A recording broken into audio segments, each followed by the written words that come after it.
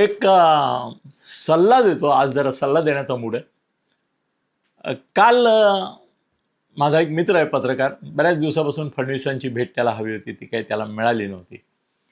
कुणाला तरी सांगून फडणवीसांची त्यांची भेट मी घडवून आणली.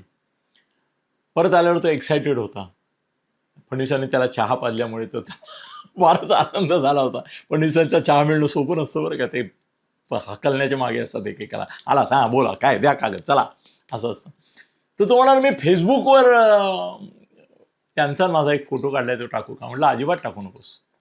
याचं कारण सध्या महाराष्ट्राच्या राजकारणामध्ये कुठल्याही मोठ्या माणसाला जर तुम्ही भेटलात आणि त्याची वाच्यता फेसबुकवर केली तर त्या माणसाकडे किमान 10-15 तुमचे विरोधक जाऊन सांगतात, सर याच्यापासून सांभाळून राहा, याच्यापासून दूर राहा, याला जवळ करू नका.